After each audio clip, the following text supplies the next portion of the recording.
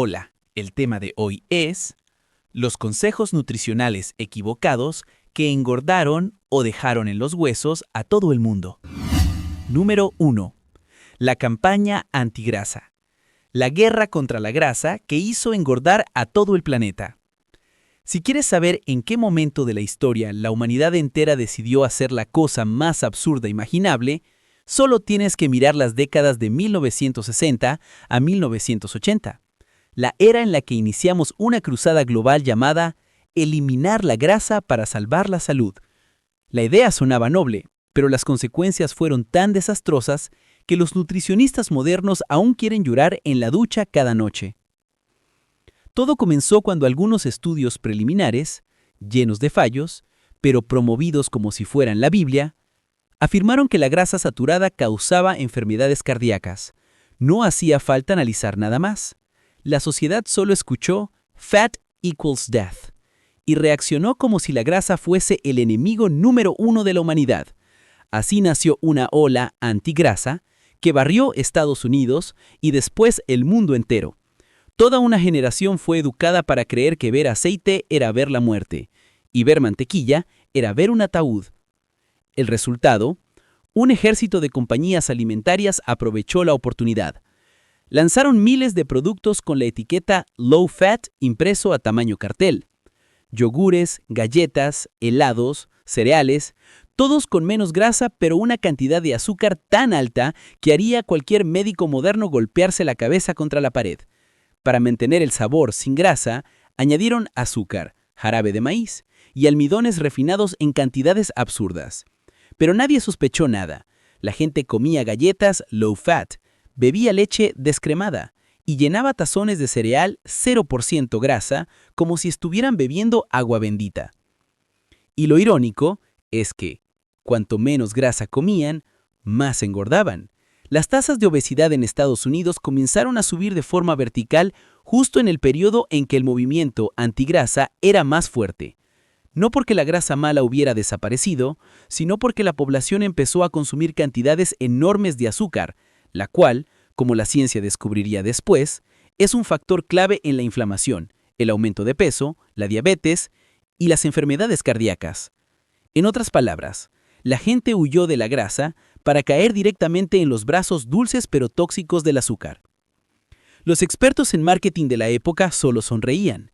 Una caja de cereal podía contener tanta azúcar como una bolsa de caramelos, pero si decía low fat, los padres la servían felices a sus hijos cada mañana. Todos creían que estaban tomando decisiones saludables cuando en realidad estaban alimentando una crisis global de obesidad que incluso en 2020 aún no ha sido resuelta. El movimiento antigrasa terminó desmoronándose cuando estudios más rigurosos demostraron que no toda la grasa es mala y que eliminar toda la grasa mientras se aumentan los carbohidratos refinados fue uno de los errores más grandes de la nutrición moderna. Pero para entonces ya era demasiado tarde. Millones de personas que crecieron en esas décadas arrastraron el hábito del low fat hasta que su cuerpo tuvo que pagar la factura: barriga más grande, hígado graso y más riesgo de enfermedad cardíaca. La lección es simple. A veces lo que te engorda no es la grasa, sino el miedo a la grasa.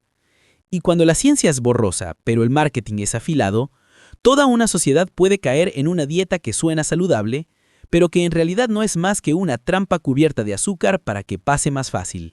Número 2. La margarina baja en grasa. El asesino disfrazado de amarillo clarito. Si el apartado anterior fue el gran engaño antigrasa que empujó al mundo entero a comer azúcar, este es aún más irónico. La margarina baja en grasa, un producto que se vendió como la alternativa saludable a la mantequilla, pero que en realidad convirtió las cocinas en laboratorios químicos y los cuerpos humanos en experimentos vivientes. La historia empieza cuando la industria alimentaria se dio cuenta de algo diabólicamente simple. Si lograban que la gente temiera la grasa animal, podrían vender cualquier cosa mientras no fuera mantequilla. Y así nació la margarina, presentada en televisión con sonrisas radiantes y mensajes como «baja en grasa, buena para el corazón, la elección inteligente para la familia moderna». Nadie sabía que ese bloque amarillo pálido, suave, brillante, aparentemente inocente, no provenía de ningún campo de girasoles románticos, sino de una fábrica donde se hidrogenaban aceites vegetales a temperaturas absurdamente altas. El producto final era un pequeño monstruo químico, las grasas trans. Décadas más tarde, la ciencia la señalaría como una de las causas principales de inflamación, colesterol malo, arterias obstruidas, infartos y accidentes cerebrovasculares. Pero en aquella época, nadie sospechaba nada. La gente untaba margarina en el pan del desayuno, freía pollo en ella, la derretía sobre verduras, la esparcía sobre todo lo que comía, convencida de que estaba protegiendo a su corazón. Lo más irónico es que la margarina se creó para cuidar el corazón y terminó siendo uno de los productos que más daño causó al corazón en todo el siglo XX. Durante los años en que la población cambió masivamente a aceites vegetales hidrogenados, las tasas de enfermedad cardíaca en Estados Unidos aumentaron claramente, pero los nutricionistas de la época seguían culpando únicamente a las grasas animales, ignorando que la alternativa saludable estaba llenando las arterias de medio planeta de grasas trans. La publicidad, por supuesto, hacía su magia. Familias sonrientes untando margarina en su tostada, madres orgullosas cocinando con la opción ligera, actores vestidos de médicos aprobando el producto con una seriedad que hoy nos hace reír o llorar. La verdad es que la margarina fue uno de los errores más costosos de la historia de la nutrición. Millones de casos de enfermedades cardíacas se relacionan con las grasas trans, y el número real probablemente sea imposible de calcular. Solo en los años 1990-2000, cuando grandes estudios confirmaron de forma contundente que las grasas trans eran tóxicas para el sistema cardiovascular, la sociedad reaccionó. Los gobiernos impusieron regulaciones y las empresas empezaron a reformular sus productos. Pero para una generación que creció desayunando margarina, el daño ya estaba hecho. La moraleja es amarga pero necesaria. No todo lo que dice bajo en grasa es saludable. A veces bajo en grasa es solo otra forma elegante de decir hemos escondido una grasa aún peor dentro. Si la grasa animal fue el villano injustamente acusado, la margarina es el villano verdadero que se coló por la puerta trasera con una sonrisa amarilla y brillante. Número 3. Los cereales para atletas. El desayuno azucarado que se vendió como si fuera alimento divino. Si existe un producto que triunfó más por publicidad que por valor nutricional, es el cereal de desayuno. Y no hablo de avena pura ni granola casera. Hablo de esas cajas coloridas, dulces como caramelos, que durante décadas se vendieron a los padres como combustible para atletas y desayuno científico en la segunda mitad del siglo XX. Todo empezó cuando las compañías de cereales descubrieron una fórmula perfecta. Los niños aman el azúcar, los padres aman las palabras saludable y la televisión ama los anuncios. Así que crearon el producto ideal. Cereales crujientes, dulces, baratos y disfrazados de comida nutritiva. Cualquier caja que llevara mensajes como vitamina D, hierro, fortificado, energía, se convertía automáticamente en un pase VIP a la mesa del desayuno familiar. Nadie sospechaba que esos cereales saludables tenían tanto azúcar como un donut glaseado. La publicidad actuaba como un hechizo. 1. Atletas olímpicos aparecían en televisión diciendo que desayunaban cereal para aumentar la resistencia. 2. Actores vestidos de médicos afirmaban que era un desayuno equilibrado. 3. Mascotas animadas, tigres, pájaros, duendes, lo que fuera, bailaban y cantaban prometiendo fuerza, energía y felicidad, como si azúcar más colorantes, más saborizantes artificiales fuera la receta mágica de los superhéroes. La realidad era exactamente lo contrario. Los cereales más populares contenían entre el 40% y el 60% de azúcar, mientras que las vitaminas añadidas eran apenas un maquillaje nutricional. Los niños que desayunaban cereal empezaban el día con un pico de glucosa brutal, seguido de una caída igual de fuerte. Resultado: hambre rápida, cansancio, irritabilidad y dificultades para concentrarse. Pero las empresas lo llamaban energía duradera. ¿Duradera dónde? El azúcar, eso sí, duraba un montón.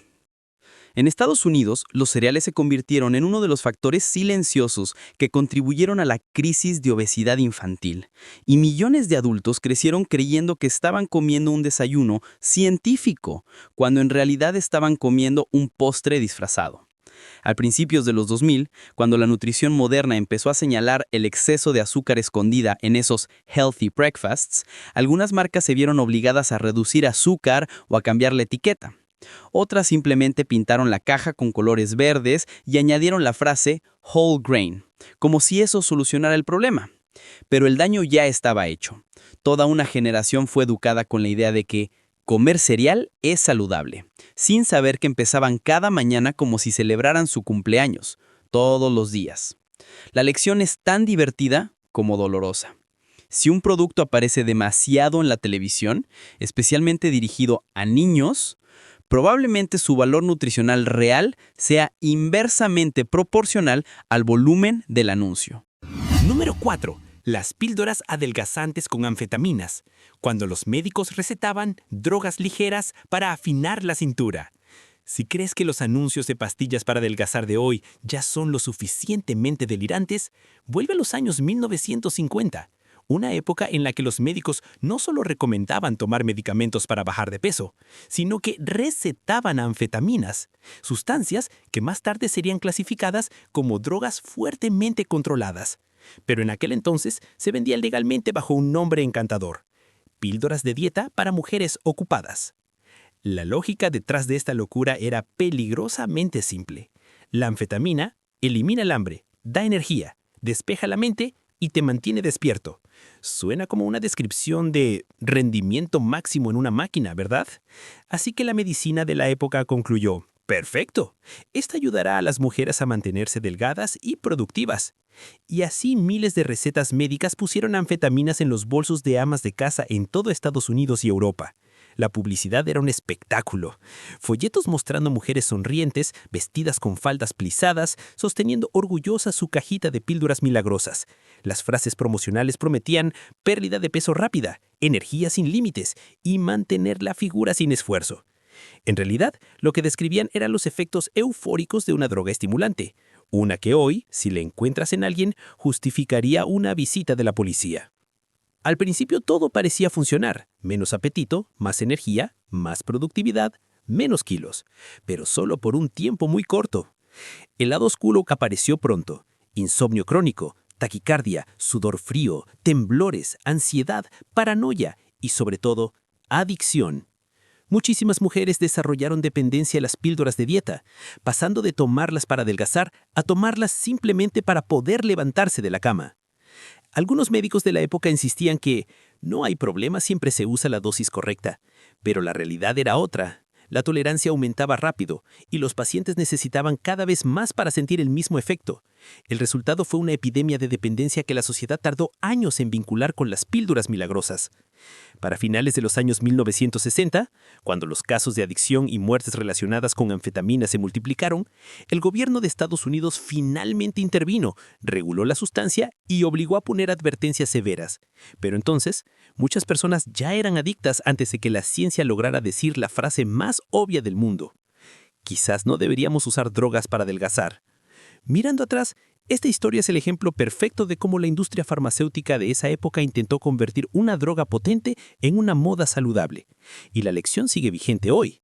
Si una pastilla promete que bajarás de peso, tendrás energía infinita, te concentrarás mejor y dormirás menos, probablemente lo que acabas de tragar es un estimulante. Número 5. La Mono Diet, cuando la humanidad creyó que podía sobrevivir comiendo solo una cosa.